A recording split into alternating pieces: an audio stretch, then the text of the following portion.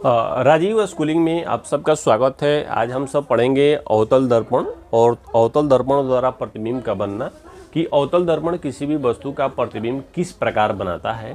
वस्तु अवतल दर्पण के सामने हो, मुख्य फोकस पे हो तो अवतल दर्पण उसका प्रतिबिंब कहाँ बनाएगा, और वक्रता केंद्र पर हो तो कहाँ बनाएगा, अनंत पर हो तो कहाँ बनाएगा। यानी वस्तु कहीं पर भी रखी हो तो अवतल दर्पण द्वारा एडजस्ट करके ये देखा जाएगा कि अवतल दर्पण किसी भी वस्तु का प्रतिबिंब कहाँ कहाँ बनाता है, किन किन स्थितियों पर स्थित वस्तु का प्रतिबिंब अवतल दर्पण कैसे बनाता है और कहाँ बनाता है, उसके बारे में हम सब जानेंगे।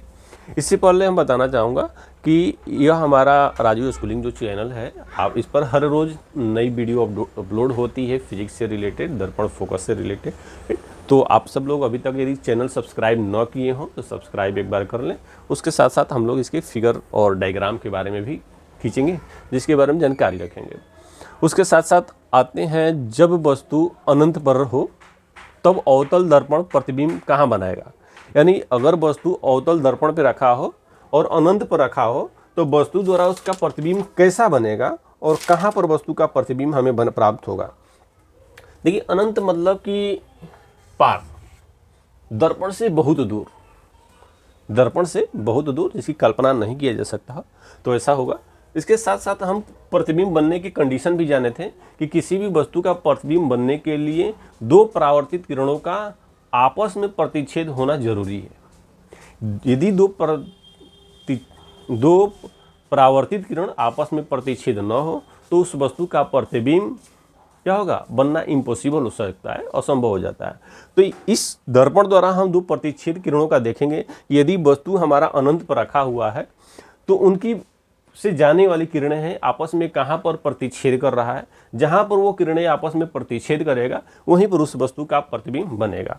इसके साथ साथ जानेंगे कि यह हमारा अवतल दर्पण है, जिसका नाम M1 M2 है, और यह इसका ध्रुव है, क्योंकि यह मध्यबिंदु है तो मध्यबिंदु को ही हम दर्पण का ध्रुव कहते हैं।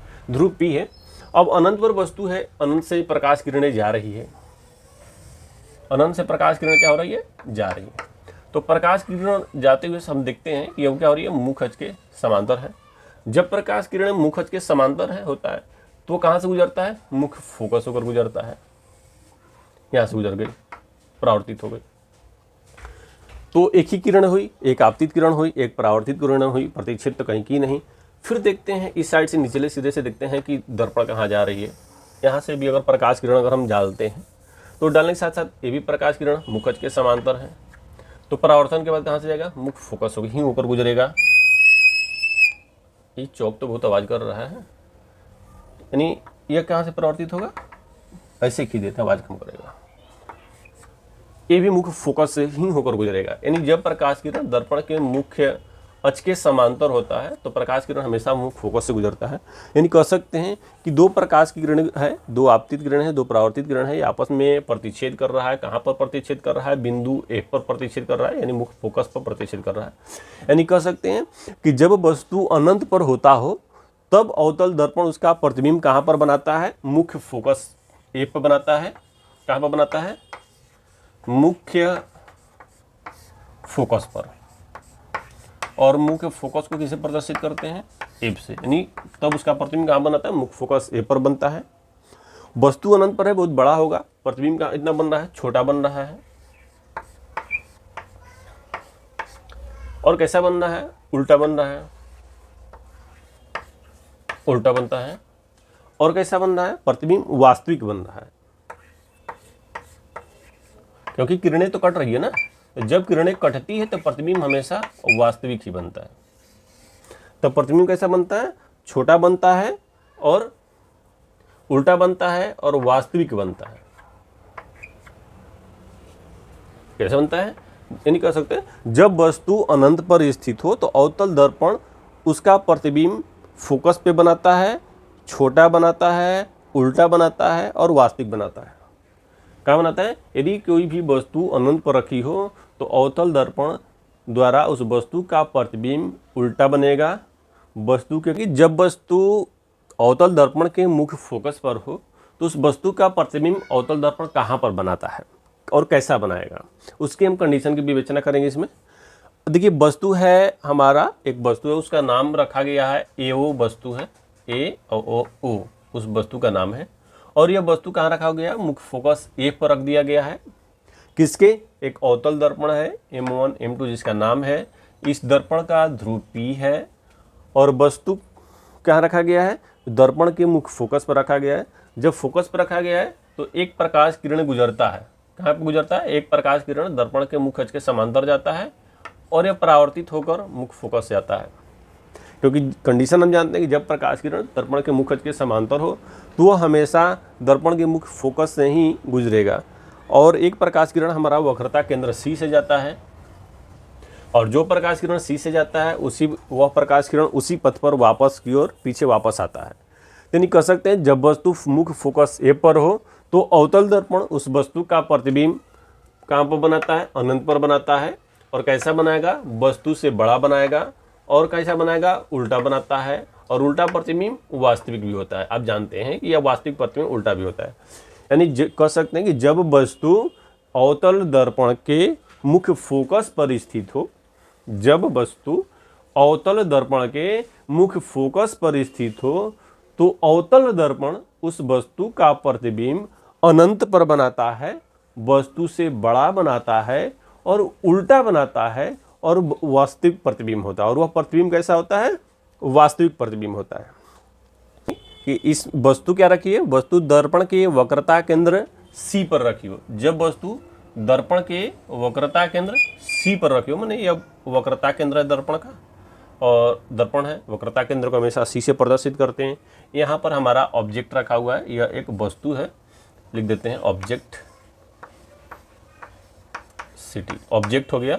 इस ऑब्जेक्ट का नाम हम डाल देते हैं, ए नाम है ए और यहाँ पे नाम हो दिया ओ, एओ। इतना वस्तु है जिसका नाम हमारा क्या है, ओ है, एओ वस्तु है। और अब देखिए यहाँ से जब वस्तु रखी थी, वस्तु से किस प्रकाश किरण जा रहा है, दर्पण है जिसका नाम M1 M2 है। M1 M2 दर्पण है, प्रकाश किरण जा रहा है, समांतर प्रकाश किरण जा रहा है। और समांतर प्रकाश किरण जा रहा है, परावर्तित कहाँ से हो रहा है, परावर्तित हो रहा है मुख्य फोकस F से परावर्तित हो रहा है। दूसरी प्रकाश किरण हमारा जा रहा है वस्तु से होते हुए मुख्य फोकस से होकर प्रकाश किरण जाता है। और जब प्रकाश किरण मुख्य फोकस से होकर गुजरता है, दर्पण से परावर्तन के बाद क्या होता है, मुख्य के समांतर हो जाता है। तो जब ये समांतर हो रही है तो ए परावर्तित किरण और दूसरी परावर्तित किरण एक बिंदु पर कटते हैं। इसका नाम हम रख देते हैं बी, बिंदु पर कट रहे हैं। जिस बिंदु पर कट रहे हैं उसी पर वस्तु का प्रतिबिंब बन रहा है, इसका हम रख देते हैं आई। यानी कह सकते हैं कि जब वस्तु दर्पण के वक्रता केंद्र पर हो तो अवतल दर्पण उस वस्तु का प्रतिबिंब कहाँ पर बना रहा है, वक्रता केंद्र पर ही बनाता है। जब वस्तु अवतल दर्पण के वक्रता केंद्र पर हो तो उस वस्तु का प्रतिबिंब दर्पण के वक्रता केंद्र पर ही बनता है। कैसा बनता है, वस्तु से बराबर बनता है। वस्तु का प्रतिबिंब कहाँ बनता है, वक्रता केंद्र पर बनता है। वक्रता केंद्र को किसे प्रदर्शित करते हैं, C से प्रदर्शित करते हैं। वस्तु वक्र का प्रतिबिंब वक्रता केंद्र C पर बनता है। कैसा बन रहा है, देखिए वस्तु इतना है, इतना ही बनना है, यानी वस्तु के बराबर बनता है, इक्वल टू इक्वल बराबर बनता है। और कैसा है, वस्तु ऊपर रखी हुई है, प्रतिबिंब नीचे बन रहा है, यानी उल्टा बन रहा है। और उल्टा प्रतिबिंब हमेशा वास्तविक होता है। यानी कह सकते हैं कि जब वस्तु दर्पण के वक्रता केंद्र पर स्थित हो, जब वस्तु दर्पण के वक्रता केंद्र पर स्थित हो तो अवतल दर्पण उस वस्तु का प्रतिबिंब वक्रता केंद्र पर ही बनाता है, वस्तु के बराबर बनता है, उल्टा बनता है और वस्तु के बराबर बनता है, उल्टा बनता है और कैसा बनता है, वास्तविक प्रतिबिंब बनता है, वास्तविक प्रतिबिंब बनता है। तो आज हम 3 कंडीशन जाने कि अवतल दर्पण द्वारा प्रतिबिंब का बनना।